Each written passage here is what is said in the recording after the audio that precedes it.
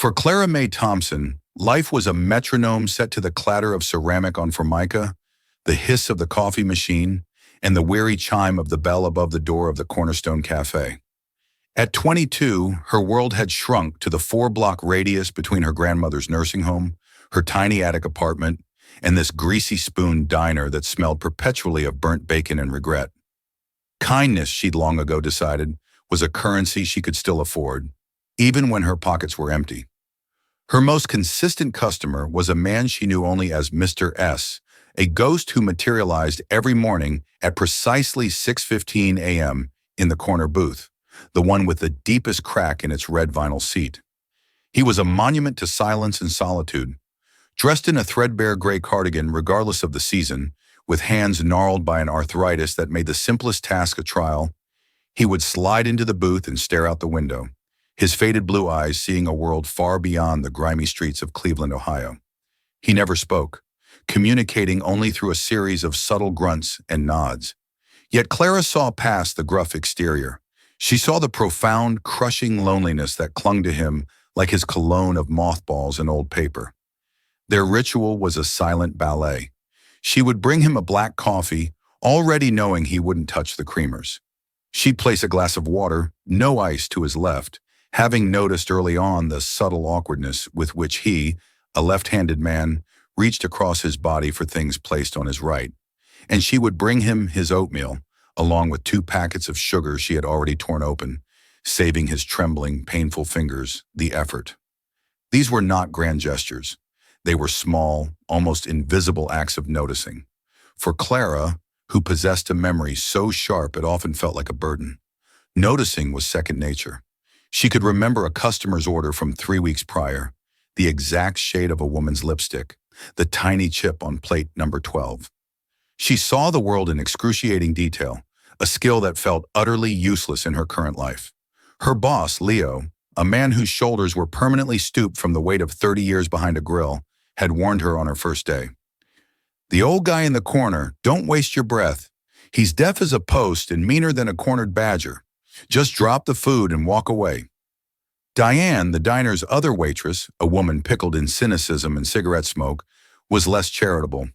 "You're wasting your time, honey. He probably doesn't even know you exist. Tips like a pauper, too." But Clara persisted. She'd fill the silence with snippets of her day, chatter about the weather, or stories about her grandmother's latest Scrabble victory at the home. He never responded, but sometimes, as she cleared his table, she'd see him leave a whole dollar for a tip instead of his usual 75 cents. To her, that extra quarter felt like a thunderous applause. These 10 minutes each morning were an oasis.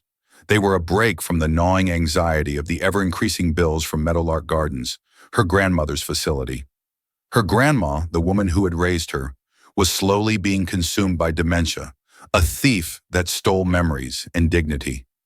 The cost of her care was a mountain, and Clara was trying to chip away at it with a teaspoon. Her dream of studying architecture, of designing buildings that were both beautiful and humane, was a faded photograph tucked away in a drawer, a relic from another life. She had no inkling that her every small, precise act of service was being meticulously observed, not by a deaf, destitute old man, but by a king in exile, a mind that had built and dismantled empires, a man testing the world for one last flicker of the decency he thought had vanished. The Wednesday began with the biting lash of a November wind. Rain slicked the streets, turning the city gray and miserable. Clara was operating on a potent cocktail of 4 hours of sleep in cheap coffee. A call from Meadowlark the night before had informed her that her grandmother's costs were increasing again due to her needing a higher level of care.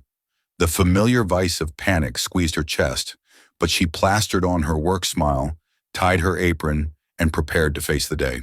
6:15 a.m. came and went. The corner booth remained achingly empty. Clara's internal clock, usually so precise, felt thrown off balance. Mr. S was as reliable as the dawn. By 6:45, her routine felt hollow. The torn sugar packet sat on the counter, unused. The glass of water, no ice, remained unpoured. A tendril of real fear snaked its way into her heart. He was old, frail. Anything could have happened. By 8:10, when the bell above the door chimed, She barely looked up, expecting Frank the mailman. But the sound that followed was not Frank's usual booming, "Morning, ladies!" It was a profound, room-altering silence. Even the sizzle of hash browns on Leo's grill seemed to die. Four men in severe black suits, each with the build of a bank vault and a coiled wire leading to his ear, stepped inside. They moved with a synchronized, predatory grace that was utterly foreign to the worn linoleum and comforting clutter of the cornerstone. Two stood sentinel at the door, their eyes sweeping the room, assessing threats that didn't exist. The other two parted to allow a fifth man to enter. He was in his late 60s, tall and impeccably dressed in a charcoal suit that whispered of old money and quiet power. His silver hair was perfectly combed, and his face, etched with lines of intelligent weariness, was somber. He held a supple leather briefcase that likely cost more than Clara's car. He surveyed the diner not with disdain, but with a kind of detached curiosity, like an anthropologist studying a newly discovered tribe. "Can I help you?" Leo stammered, wiping his hands on his apron. His usual gruffness evaporated. The man in the suit ignored him. His sharp gaze scanned the room, passed over Diane, and landed squarely on Clara, who was frozen by the coffee station, a pot in her hand. He walked towards her, his polished Oxfords making soft, authoritative clicks on the floor. The two bodyguards trailed him, their presence a vacuum that sucked the warmth from the room. "Are you Miss Clara May Thompson?" he asked. His voice was a low, cultured baritone, the kind that expected and received immediate compliance. Clara's heart hammered against her ribs. She felt a surge of pure, unadulterated terror. This had to be about the bills. They were sending collectors now. Men in suits with bodyguards. She could only manage a tight, jerky nod. The man stopped a few feet from her, his eyes holding a flicker of something she couldn't name. Pity, perhaps, or evaluation. "My name is Alistair Finch. I am a partner with Finch, Covington & Stowe. I was the personal attorney and friend of Mr. Silas Blackwood." The name meant nothing to her. It was formal, heavy. It took a long, confusing moment for her brain to connect it to the quiet figure in the corner booth. Mr. S. His name was Silas. "Silas," she whispered, the name feeling strange on her tongue. Is he all right? He didn't come in today." Alistair Finch's expression softened, the professional mask cracking for just a second to reveal a deep, personal grief. "Mr. Blackwood passed away in his sleep 2 nights ago, Clara. I'm very sorry." The coffee pot in her hand suddenly weighed 100 pounds. A wave of grief, so powerful and unexpected it stole her breath, crashed over her. It was ridiculous. She didn't know him. They had never exchanged a single word. But their silent routine, the simple act of caring for him, had become a load-bearing wall in the fragile structure of her life. And now it was gone. Tears pricked her eyes, hot and sharp. "Oh," she managed, her voice a small, broken thing. I'm so sorry." Across the diner, Diane's mouth hung open. Frank the mailman had lowered his cup, forgotten. The entire cafe was an unwilling audience to a play they couldn't comprehend. Mr. Finch gave a curt nod, regaining his composure. Mr. Blackwood was a man of meticulous habits and very specific instructions. His final will and testament includes a provision that requires your immediate presence at my office. A car is waiting outside. Clara stared at him, the words failing to compute. "His will? Me? I think you've made a mistake. I just poured his coffee." "There is no mistake, Miss Thompson," Finch said, his voice gentle but firm. "Silas was quite clear. Your name is Clara May Thompson. You work at this establishment. And for the past 2 years, you have brought him oatmeal, torn open his sugar packets, and placed his water, without ice, on his left side because you astutely observed he was left-handed and had severe arthritis in his right. He noticed that you noticed. The sheer specificity of it, the mundane detail, knocked the air from her lungs. He hadn't been a deaf, oblivious old man. He had been watching her, cataloging her actions with a silent, profound attention. He saw everything. "Leo," she said, turning to her boss, who looked like he'd seen a ghost. I don't understand." "Go," Leo grunted, finally finding his voice. Go! Diane, cover her tables! Diane shot Clara a look that was a toxic cocktail of envy, suspicion, and pure, unadulterated shock. Numbly, her hands shaking so badly she could barely untie the strings, Clara removed her apron and laid it on the counter. She grabbed her worn purse from the break room and walked back through the silent diner. The four bodyguards and the lawyer closed ranks around her, forming an impenetrable bubble of wealth and power that felt utterly surreal in the humble cafe. As they escorted her out the door, she felt a dizzying sense of vertigo, as if the world had tilted on its axis. The cold November air hit her face. A gleaming black Cadillac Escalade was idling at the curb, its engine a deep, silent hum. One of the bodyguards opened the rear door for her. As she slid onto the buttery, soft leather seat, she glanced back at the Cornerstone Cafe. It looked small, shabby, and a million miles away. A terrifying, electrifying premonition washed over her. The quiet part of her life was over. The metronome had just been shattered, and a chaotic, frightening symphony was about to begin. The ride downtown was a journey into another dimension. Clara stared out the tinted windows at the familiar, rain-streaked cityscape, which now seemed like a set from a movie she was no longer in. The Escalade was a cocoon of silence and luxury, smelling faintly of leather and wood polish.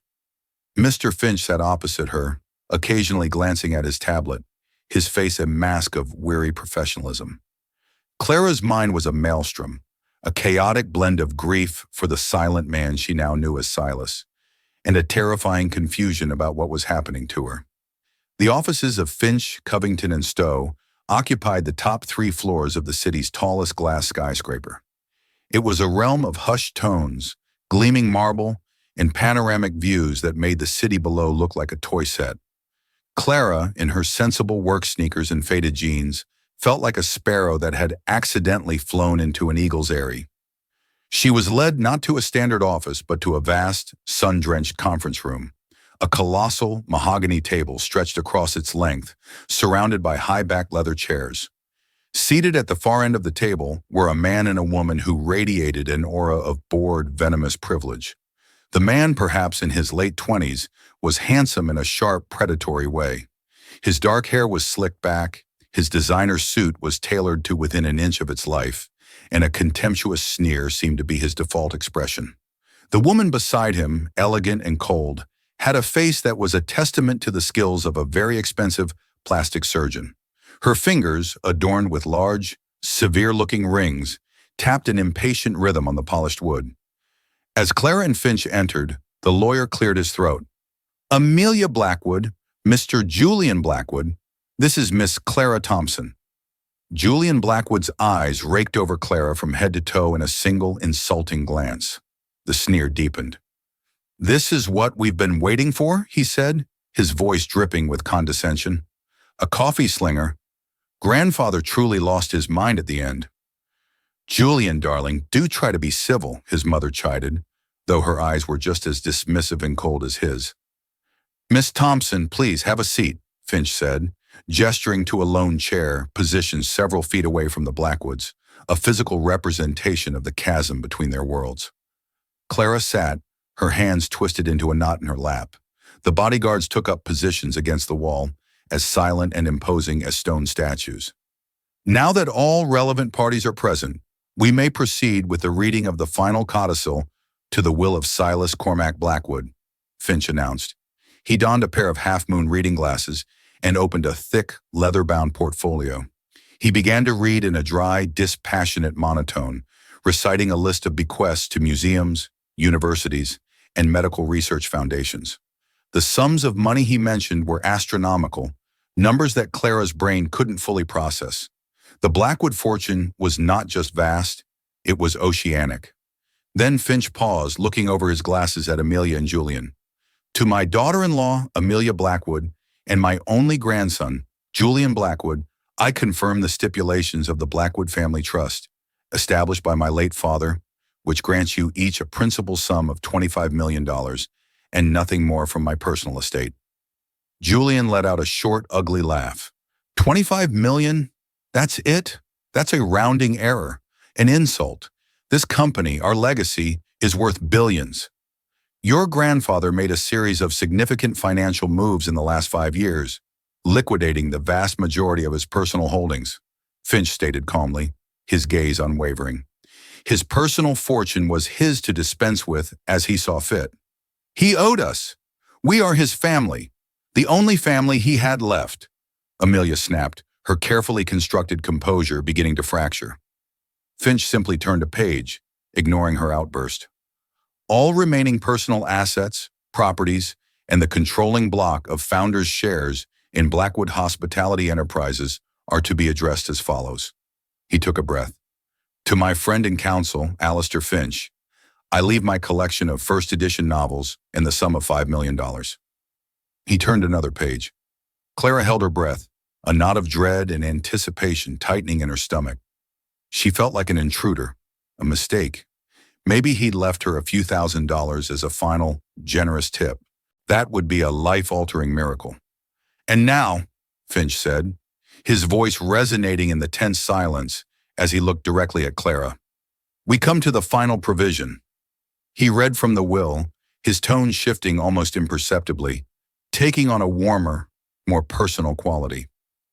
To Miss Clara May Thompson of the Cornerstone Cafe, who saw an old man and not an inconvenience, who treated me with a quiet dignity I had not felt in years, and who, with no expectation of reward, noticed the small things, that a man's hands can betray him, that kindness is not in the grand gesture, but in the thoughtful detail. To her, I leave a debt of gratitude. Tears welled in Clara's eyes. He had seen her, truly seen her, in a way no one else had. Finch continued, his voice steady. First, I leave her my residence at 1414 Lakeshore Drive and all of its contents, to do with as she pleases. Second, I bequeath to her a stipend of $500,000 to be transferred immediately to alleviate the burdens she carries so gracefully. A strangled gasp escaped Clara's lips. The room seemed to tilt. $500,000. It was a number from a dream. It would pay for her grandmother's care for the rest of her life, with the best doctors, in the best room. It was freedom. It was a miracle. What? Julian exploded, surging to his feet, his face turning a blotchy shade of purple. He gave his penthouse and $500,000 to a waitress? This is ludicrous. We will contest this. He was senile, incompetent. Please sit down, Mr. Blackwood, Finch said, his voice now laced with ice. I assure you I am not finished. Julian glared, his chest heaving, but he slowly sank back into his chair, radiating pure hatred. Finch adjusted his glasses and read the final, world-shattering sentences. And finally, because she understands that the soul of hospitality is not found in spreadsheets or profit margins, but in genuine human care, I leave her the one thing that represents my life's true work. I bequeath to Miss Clara May Thompson my entire block of 1.5 million founders' shares in Blackwood Hospitality Enterprises, constituting a 35% stake in the company I built. A thick, profound, deafening silence descended upon the boardroom. Amelia Blackwood's perfectly made-up face went slack with shock. Julian's jaw was clenched so tight it looked like it might shatter. Clara's mind simply refused to process the words. Founders' shares, 35%. She didn't know what it meant, but the looks on their faces told her it was everything. The shares, the controlling shares, Amelia whispered, her voice a horrified croak. They are not a controlling interest, no, Finch clarified, looking at Clara with a new appraising expression. But they are by far the single largest block of shares. They grant the holder a permanent seat on the board of directors and immense influence over the future of this company. Julian finally found his voice, a low, menacing hiss that was more frightening than his shouting. You, a waitress, on my board, over my dead body. The silent, grumpy old man she had served oatmeal to was Silas Blackwood, the legendary founder of Blackwood Hospitality, a global titan who had built an empire of the world's most luxurious hotels and restaurants, a man who had vanished from public life 20 years ago. And he had just handed her, a broke 22-year-old with dreams of being an architect, the power to shape his legacy. Looking at the pure, murderous rage in Julian Blackwood's eyes, Clara realized Silas hadn't just given her a fortune. He had given her a crown of thorns and pushed her into a den of wolves. Her new life, she suspected, was going to be a battle for survival. Leaving the law office felt like being ejected from a spaceship into the cold vacuum of a new reality. Mr. Finch and the bodyguards formed a protective cordon around Clara, shielding her from Julian Blackwood, who stalked them down the marble corridor, his voice a low, venomous stream of threats. "This won't stand, you little gutter snipe," he seethed, his handsome face twisted into an ugly mask of fury. "My lawyers will tear you apart. You think you can waltz in here and steal my birthright? You'll be back to serving greasy eggs within a month. I promise you that." Clara remained silent, clutching a thick portfolio of documents Finch had pressed into her hands. She was in a state of clinical shock, Silas's words from the will echoing in her mind. The soul of hospitality, genuine human care. "A financial planner will contact you this afternoon, Miss Thompson," Finch had said, his voice low and urgent as they waited for the elevator. "Do not speak to anyone from the Blackwood family. Do not answer any calls from unknown numbers." Silas anticipated this. He knew his grandson. They will come at you with everything they have. The Escalade dropped her not at her cramped attic apartment, but at a grand pre-war limestone building overlooking Lake Erie. The contrast was dizzying. 1 hour she was wiping down sticky tables. The next, a uniformed doorman was greeting her with a respectful, "Good afternoon, Miss Thompson." The penthouse was breathtaking. It wasn't just luxurious. It was a home. Floor-to-ceiling windows framed a vast, endless expanse of the lake. The furniture was elegant but comfortable. The shelves were filled with books, not just for show, but well-read and loved. And on a simple easel near the window sat an unfinished charcoal sketch of a laughing woman. It was a place of quiet refuge, the sanctuary Silas had built for himself. Clara sank into a soft leather armchair, the portfolio in her lap feeling like a bomb. The first thing she did was find the contact number for Meadowlark Gardens. Her hand trembled as she dialed. She spoke to the director of finance, a woman who had always treated her with a weary, condescending pity. With a steady voice that belied the frantic beating of her heart, Clara paid off the entire outstanding balance for her grandmother's care. Then she authorized payment for the next 5 years, upgrading her to the premier suite with a private nurse. The wave of relief that washed over her was so profound, so physically overwhelming, it felt like a fever breaking. For the first time in years, the crushing weight on her chest dissolved. She sat in the silent, sunlit apartment of a man she never knew, and wept for the freedom he had given her. The next morning, she knew she couldn't hide. She had to go back to the Cornerstone. It felt like facing a firing squad. She walked the familiar blocks, her new reality feeling like an ill-fitting costume. As she pushed open the door, the little bell chiming, the diner fell silent. Leo looked up from the grill, spatula held aloft. Diane, pouring coffee, froze mid-pour. The lunchtime regulars stared. "Clara," Leo said, his voice thick with uncertainty. "Hi, Leo," she replied, walking to the counter. The space behind it felt like foreign territory now. "I guess you've heard the rumors." "Heard you struck gold," Diane said, setting the coffee pot down with a clank. Her voice was sharp with an envy so potent it was almost tangible. "Guess you're too high and mighty to work a shift now, huh?" "Diane," Leo warned. "No, it's fine," Clara said, her voice surprisingly firm. She looked at Leo, at Diane, at the handful of kitchen staff peering through the service window. "It's true, Mr. Blackwood. Silas. He left me his shares in his company, and he left me his apartment." She took a deep breath. "He also left me this diner." A collective, audible gasp rippled through the room. Leo's spatula fell from his hand, clattering against the hot metal of the grill. "He what?" Leo sputtered. "Clara, I own this place. My father opened it in '58. I've been working this grill since I was 16. Clara's stomach plummeted. This was the messy human reality of Silas's grand gesture. She opened the portfolio Finch had given her and pulled out a deed of sale. "According to this, Leo, you sold the Cornerstone Cafe 8 months ago to a holding company called SCB Ventures." Leo stared at the paper, his face turning a pasty gray. "SCB, Silas Cormac Blackwood," he whispered, the realization dawning. They made me an offer. It was insane. More than this place will ever be worth. I thought it was a developer who was going to knock it down for condos. I signed. I took the money. He slumped onto a stool, looking utterly broken. So I've been working for him all this time. And now I work for you. The sheer, impossible strangeness of the situation settled over the diner. Clara Thompson, the quiet girl who always took the worst shifts, was now the owner, their boss. Diane let out a bitter, humorless laugh. Well, paint me green and call me a pickle. What's the plan now, boss? You gonna fire us and turn this place into some fancy wine bar? The challenge hung in the air, thick and heavy.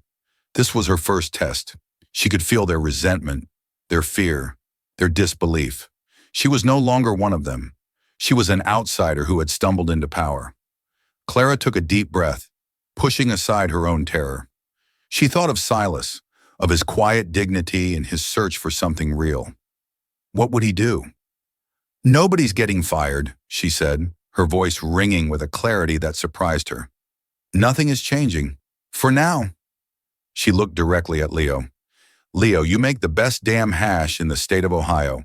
Diane, she said, turning to her cynical coworker, you can handle the Sunday morning church rush with one hand tied behind your back. This place works because of the people in it. I don't know the first thing about running a business. I need your help. Her raw honesty seemed to puncture the tension. Leo looked up, a flicker of something other than despair in his eyes. Diane just folded her arms, skeptical but silent. So what are you going to do? Diane pressed.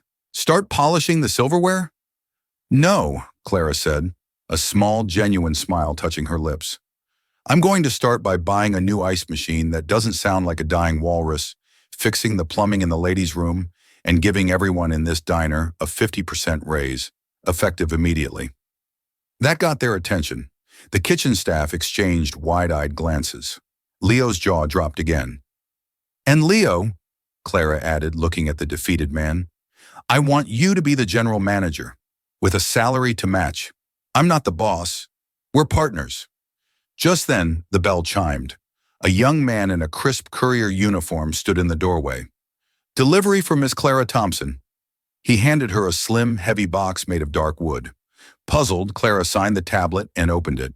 Inside, nestled on a bed of black velvet, was not a key, but a single, exquisitely crafted silver chef's knife and a handwritten note on thick, creamy cardstock. The handwriting was frail but elegant. It was from Silas. My dear Clara, it began. If you are reading this, then my secrets are out, and you have my gift. The money is for your peace of mind. The shares are for your power. But this knife, this is for your purpose. It was the first knife I ever owned, from my first kitchen. Julian sees my legacy as a collection of buildings and stock certificates. He is wrong. My legacy is a philosophy, that to serve someone, truly serve them, is the highest calling. He has forgotten this. He is about to open his flagship restaurant, Aura, a temple to his own ego. He will destroy everything I built with his arrogance. Go to my home. In the library behind the painting of the sea is my private study. Everything you need to understand is in there. Don't let him tarnish our name. Your friend Silas. A study, a knife, a mission. Clara looked up from the note, her mind reeling. This inheritance wasn't a prize. It was a gauntlet that had been thrown down. As she looked at the stunned faces of her new partners and thought of Julian Blackwood's hateful promise, she knew this was about more than a diner. It was a war for the soul of an empire, and Silas had just handed her the weapon she would need to fight it. The following month was a masterclass in controlled chaos. Clara divided her time between two vastly different worlds, the comforting, tangible reality of the Cornerstone Cafe by day and the rarefied, strategic world of Silas Blackwood's legacy by night.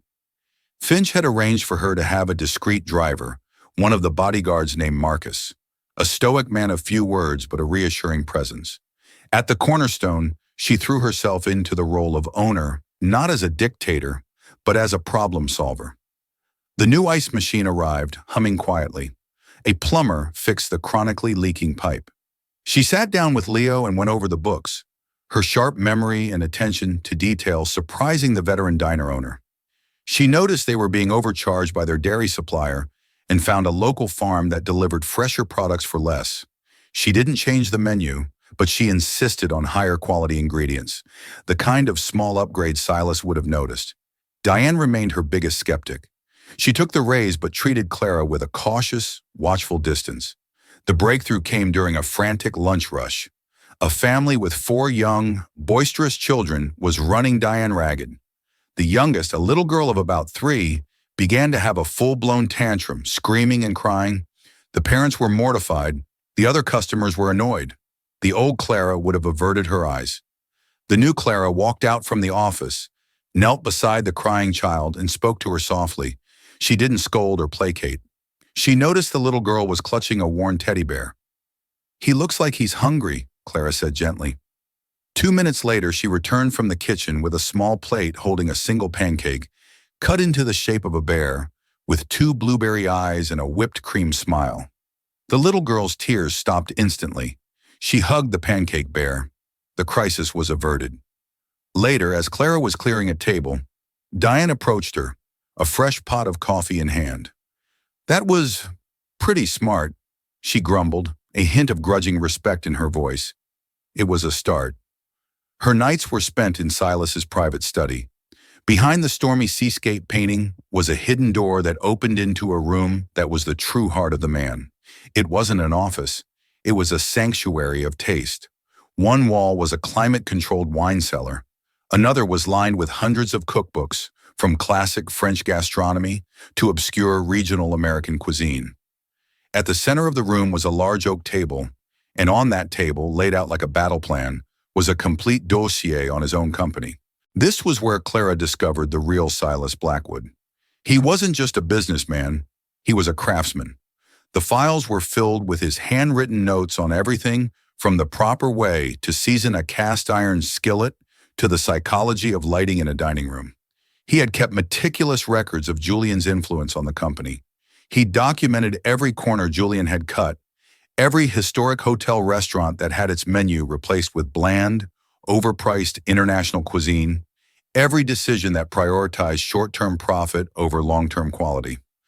One file contained a series of scathing internal reports on Julian's pet project, the soon-to-open restaurant, Aura. The reports from chefs who had quickly resigned detailed a kitchen run on the style over substance, using pre-prepared frozen ingredients while charging astronomical prices. In a locked drawer, she found his personal journals. They were filled with his grief over the long-ago death of his wife, Eleanor, the daughter of a chef who had inspired his love for the industry. And they were filled with his growing despair over Julian. "He has my name." One entry read, "But he has none of Eleanor's heart. He sees a customer not as a guest to be welcomed, but as a wallet to be emptied. He is building a monument to greed, and he is putting my name on it." Alistair Finch became her reluctant professor. He'd come to the penthouse twice a week, initially skeptical of this young woman who had inherited a titan's legacy. He tested her, quizzing her on financial reports and corporate structures. "Silas saw something in you, Clara," Finch said one evening, his tone dubious. "But this world, it eats people like you alive. Julian has the board in his pocket. They see him as the future, young, aggressive. They see you as a fairy tale, a temporary curiosity." "They're wrong," Clara replied, pushing a file across the table. "Look at this. Aura's projected profit margin is 40%. Silas's first restaurant, The Hearth, ran on a 12% margin and was profitable for 40 years. Julian is using cheap frozen fish from a supplier in Vietnam for his signature sea bass dish. Silas had a creed: know your fisherman, know your farmer. Julian doesn't care where the food comes from, only how little it costs." Finch read the documents, his eyebrows rising. Clara hadn't just looked at the numbers. She had understood what they meant. She saw the story behind the data. "He's leveraging the brand to sell inferior products," Finch murmured, a new respect dawning in his eyes. "Silas would have skinned him alive." "So that's what we're going to do," Clara said, her voice quiet but steely with resolve. "Not in a boardroom, not in a shareholders' meeting. We're going to do it on his turf, at his party." The plan they devised was audacious and incredibly risky. The grand opening of Aura was the biggest event of the Cleveland social season. The mayor would be there. Food critics from New York and Chicago were being flown in. Investors, board members. It was to be Julian Blackwood's coronation, and Clara was going to crash it. The night of the grand opening, Clara stood before the full-length mirror in Silas's dressing room. She was unrecognizable. The thrift store clothes and sensible shoes were gone. At Finch's insistence, she had met with a stylist. She wore a simple, sleeveless black dress, elegant in its severity. Her hair was pulled back into a sophisticated chignon. The only jewelry she wore was a simple pearl necklace that had belonged to Silas's wife, which she had found in a velvet box with a note, "For the one who understands." She looked poised, powerful, and utterly terrified. "It's time," Finch said from the doorway. He was in a tuxedo, looking more like a diplomat than a lawyer. He handed her a small, elegant invitation. "I had to call in a few very old favors to get this. You'll be seated at the table of Jonathan Vance, the food critic for the Cleveland Plain Dealer. I've told him you're a consultant for a private hospitality investment group." Marcus drove them to the restaurant. Aura was a stunning, sterile cathedral of glass and steel on the waterfront. It was everything the Cornerstone wasn't: cold, minimalist, and breathtakingly expensive.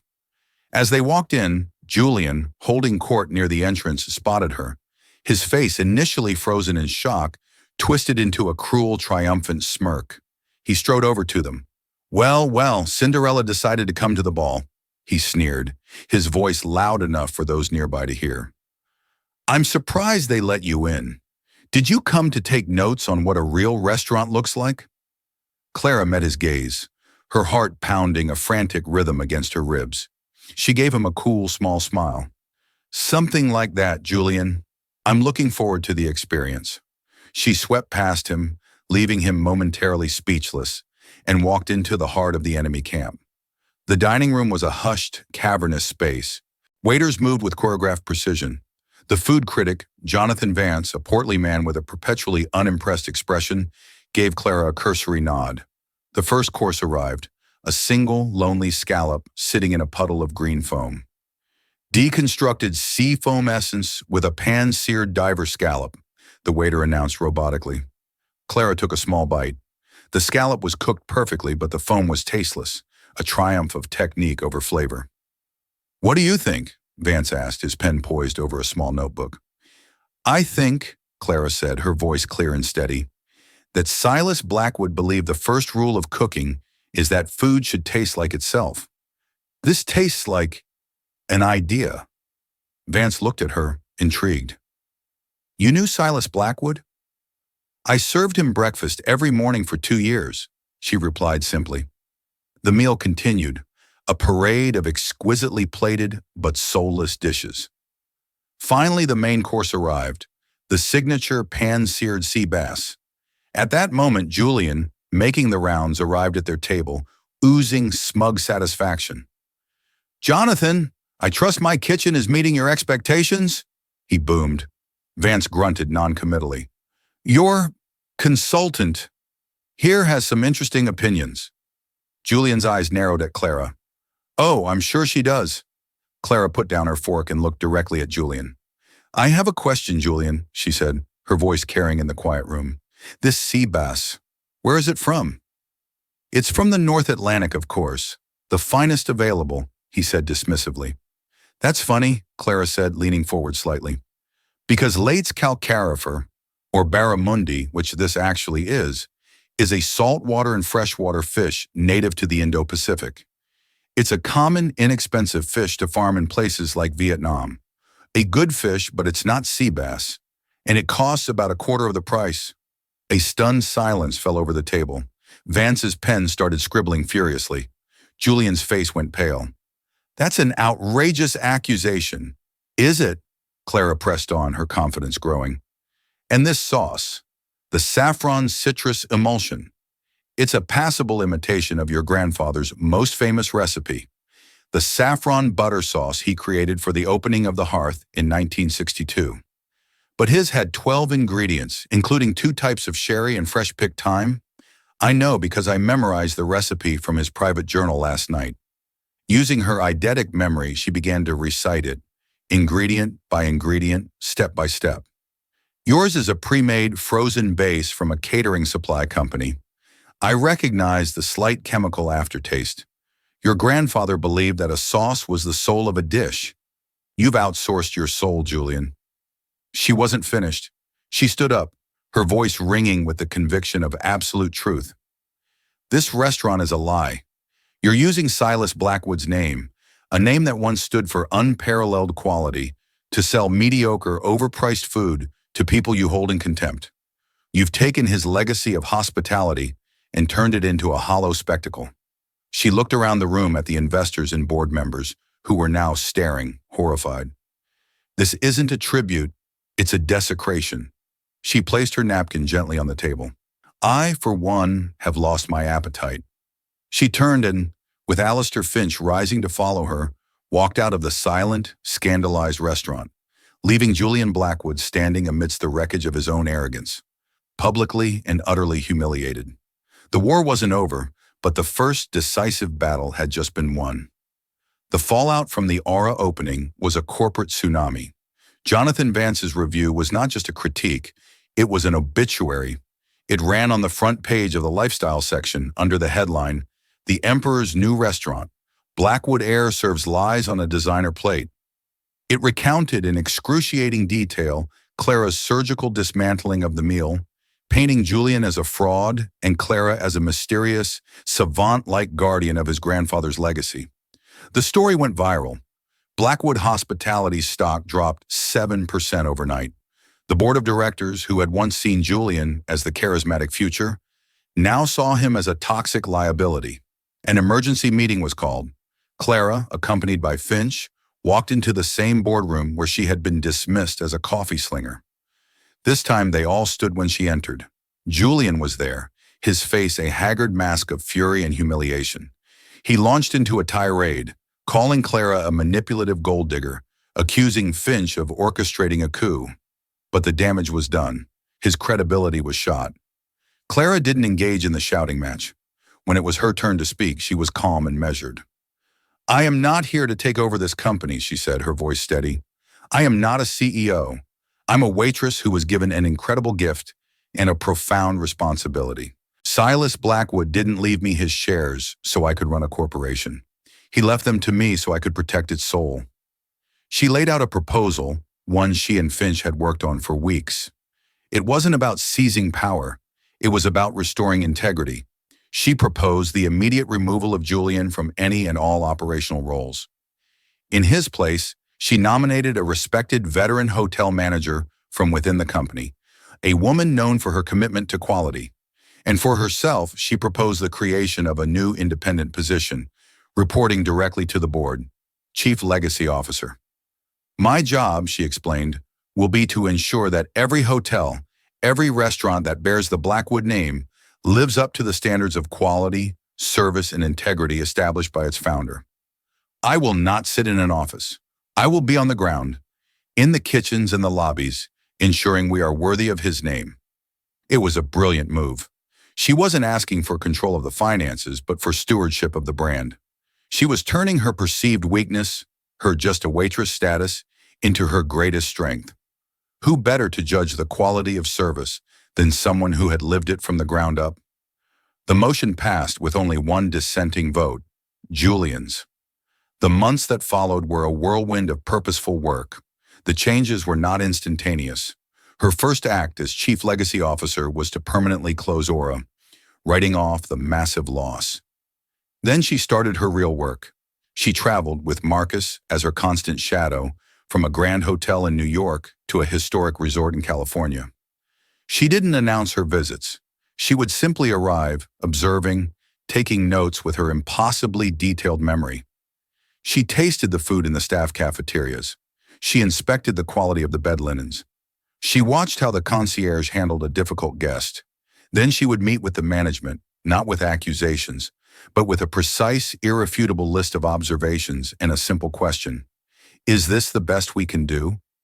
She used the vast resources of the company to retrain staff, to source better ingredients, to restore the small touches of luxury and care that Silas had pioneered and Julian had stripped away. Her home base remained Cleveland. She poured a significant amount of her own money, alongside a company investment, into the Cornerstone Cafe. She didn't gut it. She restored it. The worn red vinyl booths were reupholstered in the exact same color. The cracked linoleum was replaced with a classic checkerboard tile. The kitchen was upgraded to state-of-the-art, and Leo was given a budget to hire and train young chefs from a local culinary school, creating a new legacy. Diane, now the head manager and Clara's most fiercely loyal advocate, ran the front of house with an iron fist and a newfound pride. Clara never moved out of Silas's penthouse. It felt like home.